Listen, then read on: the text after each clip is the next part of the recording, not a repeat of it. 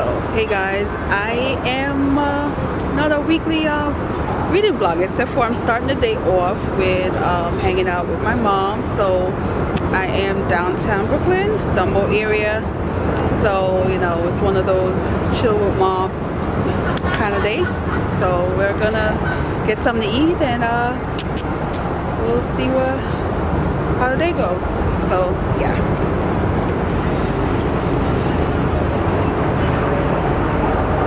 So I'm going to eat at this restaurant, Sugar Cane.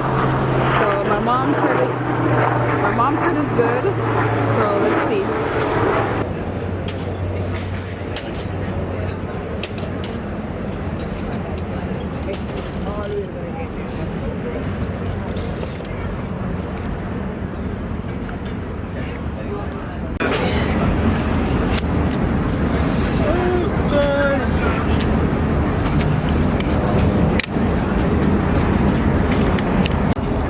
So guys, this is what they brought, and of course I can't eat it because it's not keto friendly. Besides the sugar, that is covered with some carbs. And she's enjoying it. Okay. What do you think of the octopus? Does it taste good, Ma? Wonderful.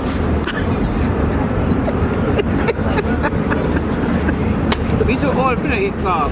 You too old now? I'm ready to go JI. I'll be an angry woman. Yeah. That having a good eat out right now because they're not keto friendly. Yeah. Angry woman, you can help people eye. Enjoy. Go ahead, put in your mouth and eat. I don't eat my carb. I'll be an angry woman sticking people in them eye. Them children supposed to be old and me. So guys, we were thinking it's gonna be sunny, and there's no sun. This is partly cloudy, but This partly cloudy means you still have some sun. Yes. And the sun will go in and out, but it looks like how long it's going. And then I have no jacket on. We don't have any jacket on. How long it's coming? So we're kind of freezing. So this looks like it's gonna be a little short hangout session, but at least our bellies are full. You enjoy the food? Very much. So Quack fried chicken. yeah, she had all the cars. I didn't. So.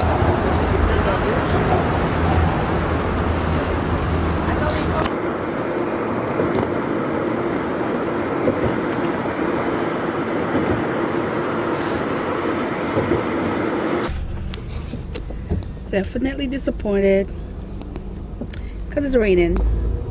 It is raining.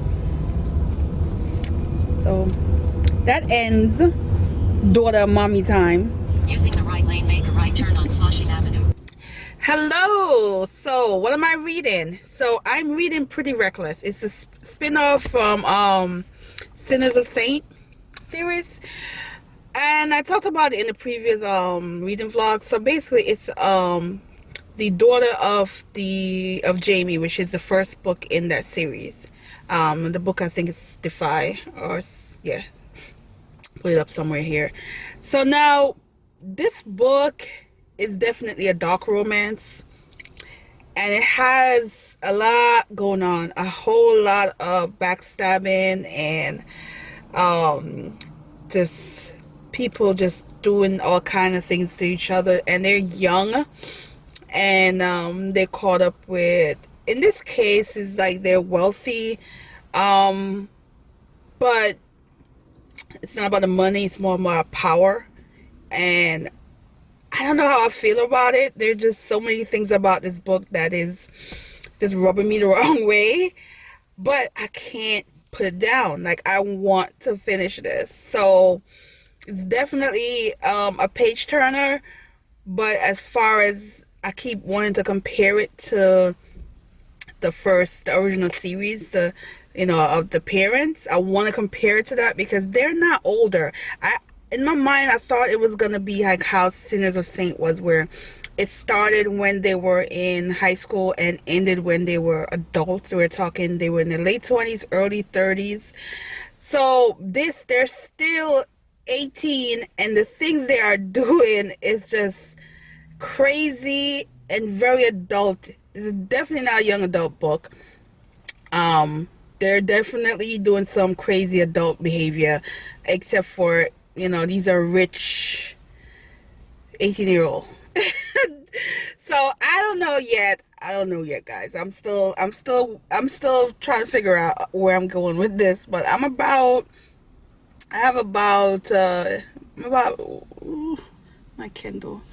What am I? I think I'm about close to 80% in the book, because yesterday I didn't get to do a lot of reading because I was hanging out with my mom, and try to have I try to hang out with my mom every so often.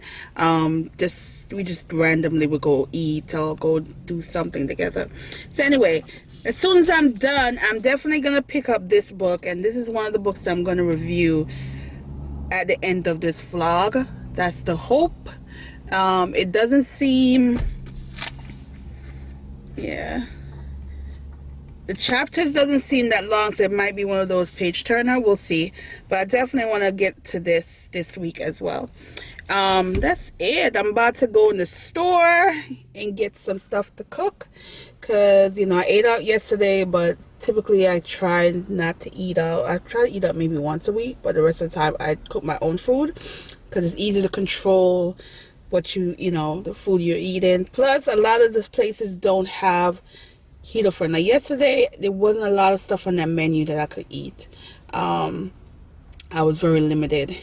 So that's another thing about the keto life, is like some restaurants don't cater to the keto life. They more cater to vegan, and like I was watching this Dr. Oz interview, and vegans eat a lot of carbs. They eat a lot of carbs, and keto don't work for keto, because you can't have all those carbs. And I was teasing my mom about it, which she kind of had words. My mom could be shady sometimes, but gotta love her. So anyway, yeah, let me get up in the store and get some groceries and be back.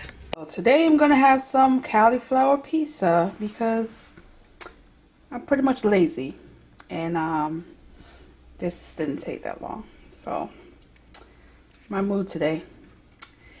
Yep. So I'm gonna have it with some salad.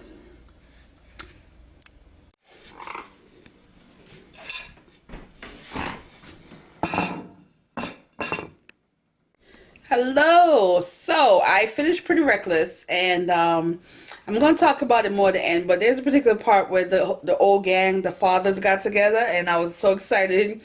Ruckus, Trent, Jamie, and Vicious all got together, and that part of the book, I was like, yeah, they're grown in their 40s, so, they're a little bit still the bad boys, but now they got responsibility and kids that rotten. So I'll talk more about that later. But anyway, I did crack the page for this, and I'm on page 71. And what I would say is, this is a book you got to read with an open mind. This is a book that is very upsetting at times, and the treatment of women is very culturally driven, and also the women themselves are programmed to believe that one option. I think also this is a book that's probably upsetting some of the people that are in this culture. I can imagine reading this book, and are very much upsetting. And I'll talk more about why I feel that way. But but let me read the first paragraph. That's how the book opened, where I knew, it's one of those books I'm going to be, hopefully it doesn't drain me. But here's the first paragraph. I was born without a voice, one cold overcast day in Brooklyn, New York. No one ever spoke of my condition. I did not know I was a mute until years later when I opened my mouth to ask for what I wanted and realized no one could hear me. Where I come from, voicelessness is a condition of my gender, as normal as the bosom on a woman's chest, as necessary as the next generation growing inside her belly. But we will never tell you this, of course. Where I come from, we've learned to conceal our condition. We've been taught to silence ourselves, that our silence will save us. If only now, many years later, that I know this to be false. Only now, as I write this story, do I feel my voice coming. So, yeah. There's also this particular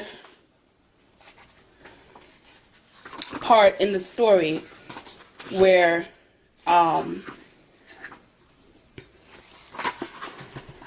this is what the mama said. Fall in love. What are you saying? Did I raise?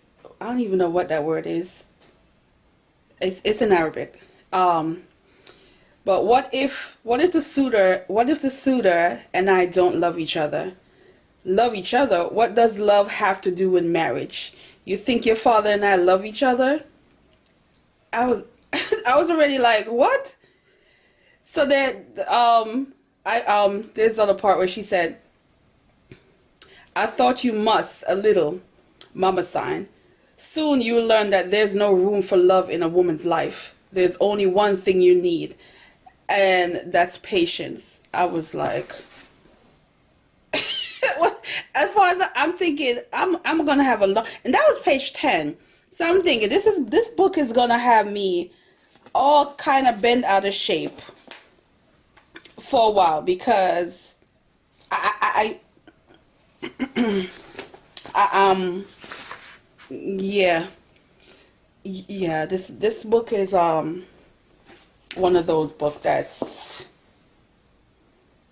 yeah, we'll see how I how I carry on with this book. We'll see. So today I am having fish.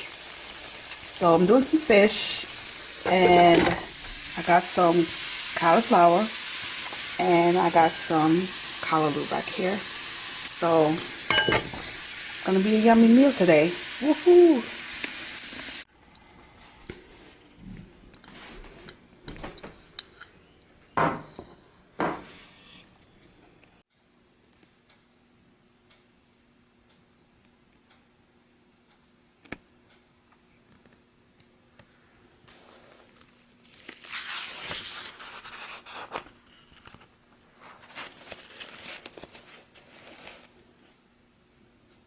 So I'm gonna be doing a wrap up now. So Pretty Reckless. It is that kind of dark romance that involves younger people where they kind of throw everything in there, and it's entertaining, but of course it has some problematic things that happen. I didn't love it, but I didn't hate it. It was one of those in the middle where I was entertained. It's definitely not that memorable, but it still has things about it that I want to continue with the series. In this case, it is just a young girl who's, her parents, they're wealthy, and they pretty much ignore her. She's just doing all these things for attention, and that result in her doing some very bad things, and her family not understanding that what she wants, and especially her mom who's throwing things at her. She's born into wealth, so throwing expensive gift is not gonna make her feel better. So that part of the book, it's like you kind of understand, but then you're like, girl, some people, just need a good, ass whipping. No, just joking. But that's how she was acting. She was just out of control. She was just out of control. And it had, like a message at the end, which I thought, it was nice of her to throw that in there. But I think I want to do a written review, and do a little comparison of what I thought, being who her parents was and how I felt about the original series. So we'll see. Now this is going to be the next wrap up, which is A Woman Is No Man. And let me tell you, You're going to either love this book because of the message, or you're going to not like it because of the content. What I mean by the content, meaning, think of how, as African American, you are tired of books with slave narrative. Like, there is all these books or movie that surrounds slave narrative and never about happy moments. Where as African American, you have happy moments. You have moments of family stories that are not revolve around being slaves. So this is one of those where it is falling into the stereotype of a Palestinian woman or a woman of Muslim religion enduring abuse by men or abuse by her family, of her not having a voice because she's a woman. So because of that kind of stereotype in this book, I had to open this book with an open mind. I had to start it thinking, let me see what the message the author is trying to and what story this author is trying to write about. And that's how I had to start this book off. Because if not, I will definitely wouldn't have liked it or care for it if I focus on that stereotype that this book does have. So this is a 3 generation of women. We're having a grandmother who experienced war. You know, she experienced being displaced in Pakistan, of her seeing her family losing everything. She's also grew up to see generation of women, including herself, who were forced into marriage and never experiencing love, never experiencing any form of romance. This is your husband. You are expected to respect him and to endure whatever he throws at you because you are a woman. This idea of being married is to have patience as a woman. She's also is aware of her lack of strength when it comes to not getting what she wants, you know.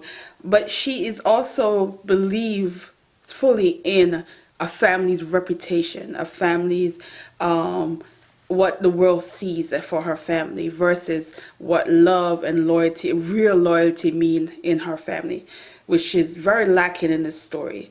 So she is carrying on that family generation of hurt and pain of women in her family onto her child, onto her grandchildren. So this story is about breaking that cycle and what generation breaking it. So you have now the mother in this case. She was in Palestine. She's married off into a family that lives in America. She's away from her family. She is now feeling very isolated, alone, and nowhere to go. She has no education, no money. So she's depending up on this new family and this husband to be her everything when they themselves don't know how to treat each other, much less this new woman that's in the picture. So you have now another generation. Now she's here, she's having kids. Now her kids are now growing up to see the same kind of pain. So you would think because these women have experienced so much that they wouldn't want their children to experience the same thing, and it's not the case in some of the generation. Some of the generation of these women feel, I went through hell, you need to go through hell too. That kind of attitude. And it was so upsetting because I'm like, you understand the pain, yet still you are okay with having your children or your grandchildren experience that same kind of pain and not wanting them to have their own life. Now, there's also the case of the men who themselves have endured some form of abuse, you know, and they are also told what their life is going to be like. They don't have a choice in a career path. They're told this is what you're going to do. This is your family obligation. So they now went from being young boys who are very nice, very playful and love their family, and then grow up to be these angry men now because they are now having to have children, multiple children that they did not want or plan for, and now not doing the career they want, working constantly, and then coming home to see a bride or their wife who they did not want, or in some cases perhaps like the wife but never really loved the wife. So now their wife become their source of releasing their pain. So they become abusers themselves. And there's that moment where you can see the transition that they're going through, the transition of being this one person, and then towards the end of their rage, you realize that that person is not there, and that person's suffering and inflicting their pain in such an evil way onto a woman who's experiencing their share of the same kind of pain of not having their own life either, you know. So it was so upsetting. It was so sad. But the message at the end, to me, I get it, because this is somebody's story. Although it fed into some stereotype, it is a stereotype of someone's story, of some woman who may have experienced this kind of family tradition, because a lot of this had nothing to do with religion. It has everything to do with tradition, what is expected of you, as your tradition says this is what you're supposed to do. And although they were removed from their country and now living in America, they still wanted to live like they were in their country. They still want to live as if they're in this warpath zone. And you know, God forbid if a woman walked down the street. I mean, I learned what a hoe is in Arabic, and I was like, okay, because what they consider hoish behavior, it is kind of laughable at times, but it's such a this book. I mean, this book will just. It's not a happy book. It's absolutely not a happy book. And if you are such, especially people who are ultra feminists, this book will make you want to throw it in the garbage. But at the same time, the message was there for someone. You know, there is an audience that is going to really soak this in and appreciate it and get the message at the end of how, you know, it's okay to want to hold on to some tradition, to some family, but still have your own life and make your own choices, and to end a cycle of negative and horrible behavior that your family has endure from generation to generation to generation. So that message is what I took from the book, and that message is what made the book even more compelling at the end, because I felt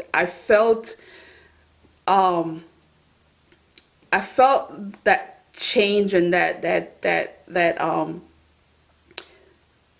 way of breaking the cycle at the end. I felt the characters, you know, you could just feel the pain of the characters, and the character wanting to change, and wanting to fight for her, and the fear of what would happen if, you know, she's not allowed to or have the opportunity to. So yeah, this one,